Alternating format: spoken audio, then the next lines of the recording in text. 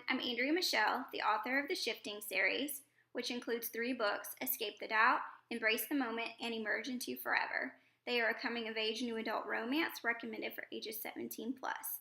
I'll be skipping the prologue and reading most of chapter 1. I can't get through all of it because it's too long, I'm sorry, but I'll try to get through most, and I will be reading for chapter 1 live for my first book, Escape the Doubt. I hope that you enjoy. Chapter 1. Riley. Sometimes to escape the noise of haunting memories, you need your best friend's hand and your own to help erase the sound and fill you with a sense of peace, even if it's temporary.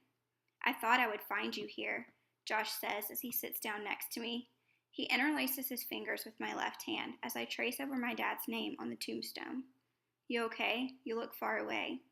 He always worries about me, especially on this day. I nod, swiping a few lost tears. I was just remembering that day.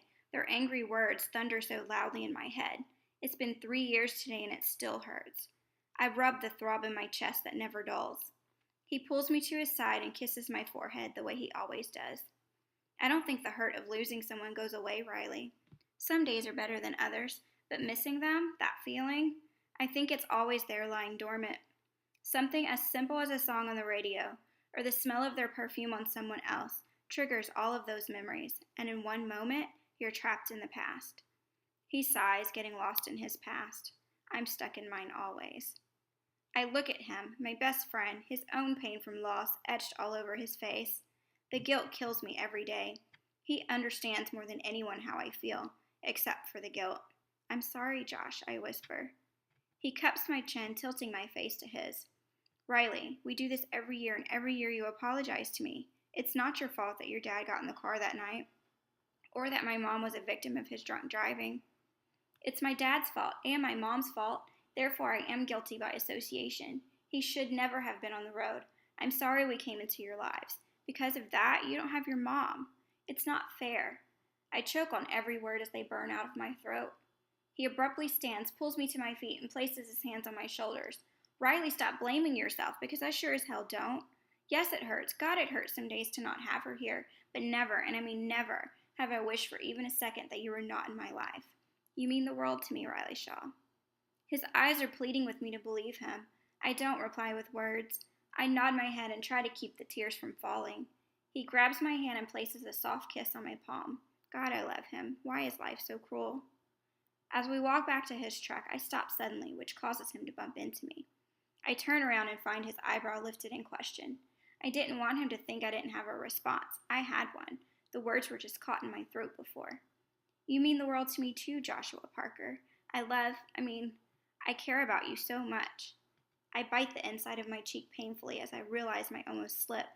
He stares at me for the longest moment with the strangest of expressions. I wonder if he caught that. Shit. He eventually smiles and interlaces our fingers. Come on, your mom is worried sick about you. If I don't get you home soon, she is going to send out a search party. He laughs, trying to lighten the mood.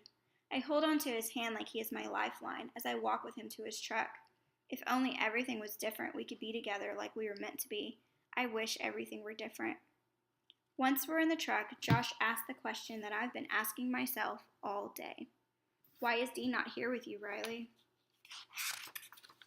I look out the window as the world passes me by in a blur.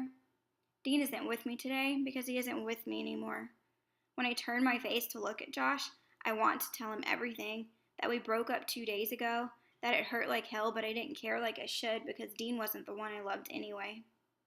Every decision for the past 2 years has become one giant mountain of doubt I can't seem to escape. I don't say any of that, though. Instead, I lie. He had to work, but I'm sure he will stop by later. He won't. Josh studies my face, and I'm sure he's sensing the half-lie or the withheld truth. Okay. So, want to tell me what happened this morning to have your mom in such a state of panic that she thought you might catch a bus and disappear for good? He grins, knowing my mom always thinks I'm on the verge of running away. I'm too broken and weak to run away physically. However, emotionally, I've been on the run since that day 3 years ago. Maybe even before. I sigh and laugh, although it's not a laugh of humor. I ran off this morning after yelling at her for the longest time. I told her that I remembered every word, every fight, and every reason why I hate them both. I see that my words disappoint him, so I turn back to the window, looking away. Today is one of those days where I do feel that hate for them. I hate that they had loved so little and fought so hard. I hate that my dad chose to drown his pain in a bottle, took his anger to the road, killing an innocent woman on her way home from her son's sports banquet for football. A son that is my best friend and the very person I love with every fiber inside of me, changing our futures forever. Josh takes a deep breath, and I know he is about to spill his words of wisdom, the same thing I have heard from him more than once. Riley, you need to forgive them. I have, my family has. We can't go back and change the decisions of that day, but if you keep living in the past, you can never move forward. I know he's right, I do. They've ruined everything, though. His dad is without the love of his life.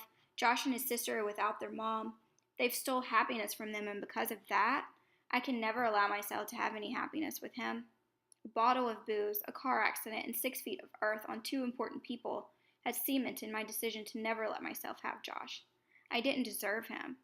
Maybe I was punishing myself for my dad's decision, but it's what I had to do. Every time Josh looked at me, he would see what my dad had taken from him. It was too much. I used to wear my heart on my sleeve. I used to dream of a time when Josh and I could be together. Some of my sweetest memories are shared with him. Yet looking back, even within those sweet memories, there are bitter memories too, of a boy that was already plotting his invasion of my life. 4 years previous. According to the dictionary, freshman means fresh meat, a beginner, a novice. Someone who is naive, a first try effort, or my own definition, the first time you'll screw up because you were too foolish to know better. The rest of this chapter continues in the 4 years previous and discusses Josh and Riley and their connection and how they fight that connection. It also introduces the certain character that confuses her, and then it bounces back into the present.